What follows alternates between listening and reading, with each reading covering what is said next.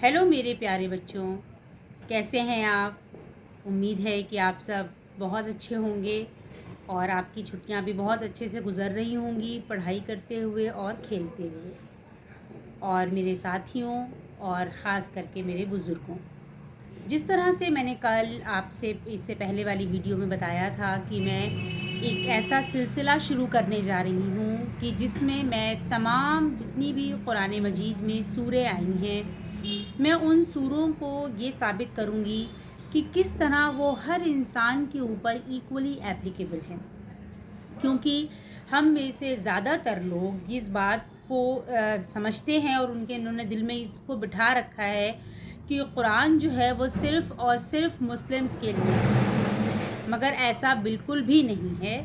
और आज मैं जिसके बारे में बात कर रही हूँ वो है सूरह बकरा, जो कि कुरान की दूसरी सबसे बड़ी सूरह है और सीक्वेंस में सेकंड नंबर पे है।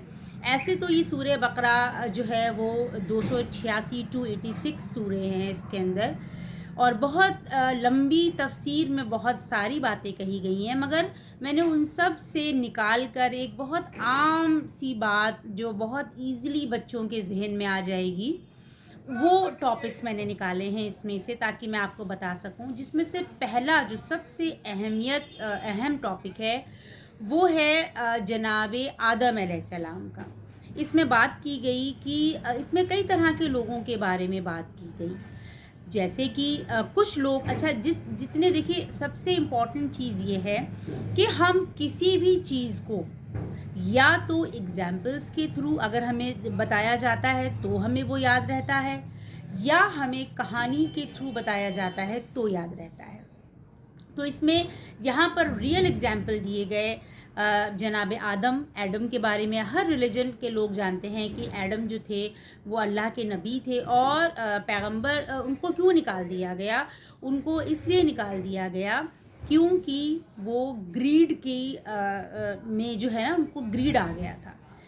और ग्रीड कहते हैं लालच को, और लालच एक ऐसी चीज़ होती है कि जो इंसान को बहुत नीचे गिरा देती है।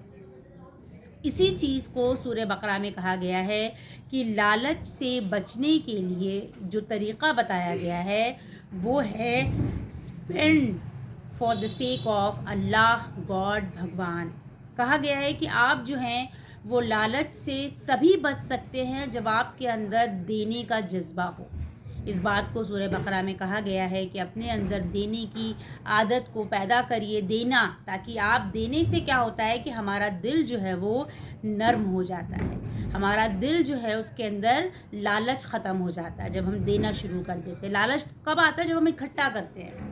इसीलिए कहा गया है कि एक हिस्सा अपनी जो कमाई का एक हिस्सा आप जो है वो गरीबों के लिए आप निकाल दें, इसीलिए ताकि आपके अंदर लालच ना पैदा होने पाए। तो ये एक बहुत बड़ी बात है बच्चों कि आप लोग भी जब भी किसी, और ये हर रिलीजन, आप कोई भी बच्चा, कोई भी बड़ा हो बुज़ुर्ग हो, अगर हम देखिए किसी दूसरे के लिए कुछ अच्छा करते हैं तो हमें कितनी अच्छी उसके लिए फीलिंग आती है कि हमने किसी के लिए अच्छा किया, हमारे दिल में कितना किसी की मदद कर दी, किसी को कुछ दे दिया। क्योंकि दे देना एक बहुत बड़ी क्वालिटी है।